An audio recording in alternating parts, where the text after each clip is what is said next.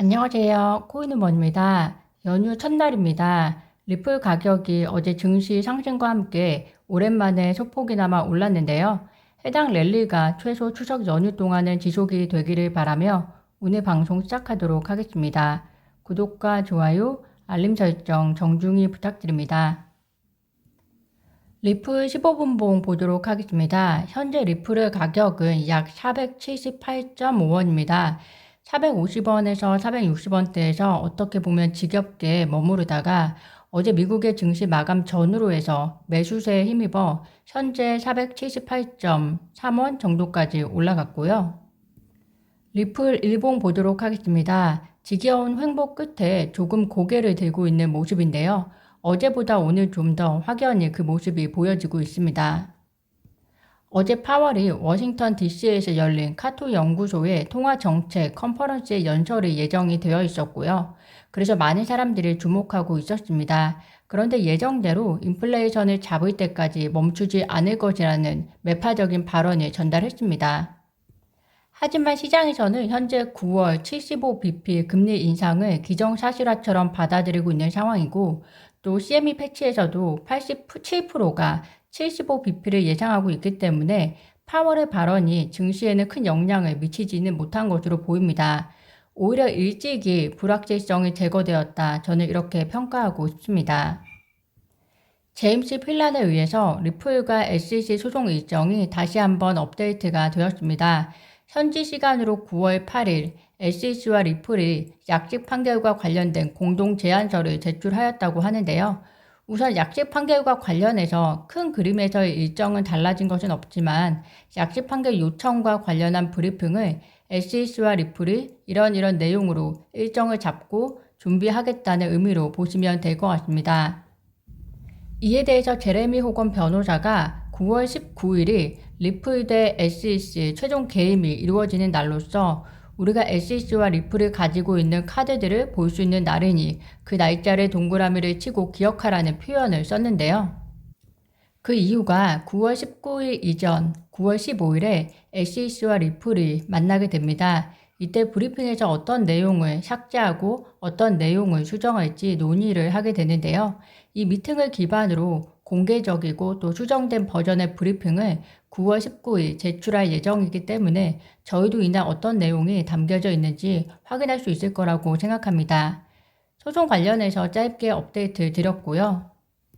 지금 핫 이슈라고 하면 현지 시간으로 어제 SEC 게리 겐슬러가 한 연설에서 밝힌 암호화폐 규제 관련 내용입니다. 암호화폐 산업은 프로젝트 토큰 발행과 관련해서 특별한 규칙 제정이 필요하지 않다고 밝혔는데요. 그는 이 문제를 투자자 보호의 일환으로 보면서 암호화폐 발행자와 서비스 제공자가 준수해야 하는 규칙과 규정이 수년에 걸쳐 명확해졌다고 말했습니다.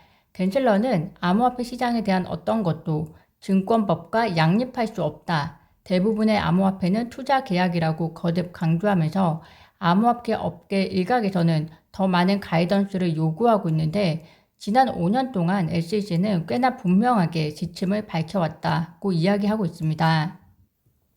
리플친 변호사 제레미 호건은 다음과 같이 이야기하고 있습니다.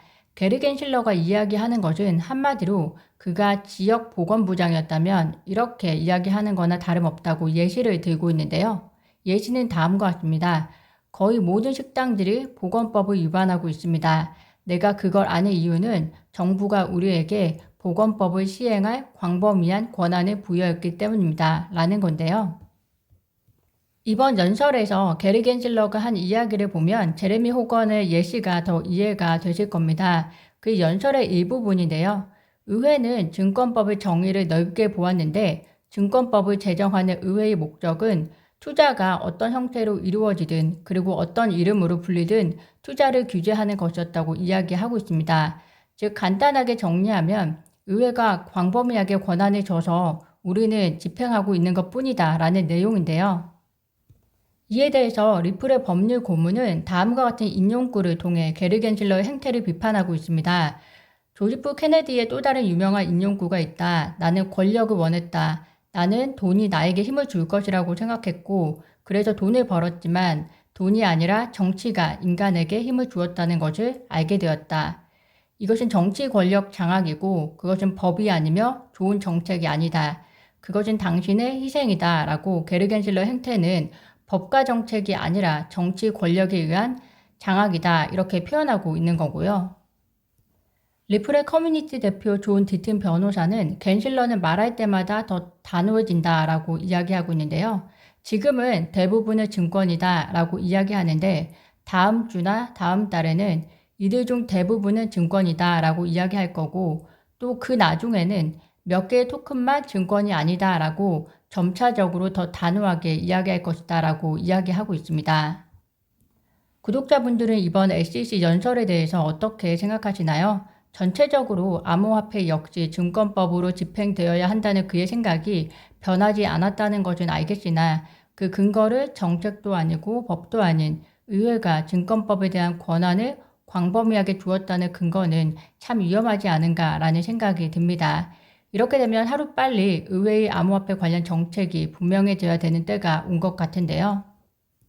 한편으로 저는 게리 겐실러의 이런 폭탄 발언이 왜 이 시점에서 터져 나왔을까 그런 생각을 하게 되는데요. 지난 3월 9일 조 바이든 미국 대통령이 비트코인 등 가상 자산에 대한 범정부적인 규제의 틀을 정하는 행정명령에 서명했습니다. 지난 3월 9일 명령에 따라서 각 기관들의 7건의 보고서 마감 시한이 9월 5일이었는데요. 관련 내용이 하나씩 공개되기 시작하고 있는 것 같습니다. 7개 부처 중에서 재무부는 이달 4개 보고서를 발표할 예정인데요. 우선 바이든 행정부 고위 관료들에게 암호화폐에 대한 강력한 감독 관리의 필요성을 피력할 계획이라고 합니다. 다른 하나는 달러 연동 스테이블 코인이 초래하는 재정적 위험에 초점을 맞출 것으로 보이고요.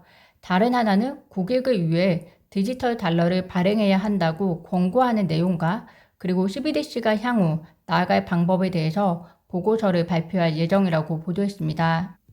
미국 재무부가 발표한 암호화폐의 강력한 감독 필요성, SEC가 그 관할권을 가져가기 위해 존재감을 강력히 드러내야 한다고 생각했을 것 같은데요.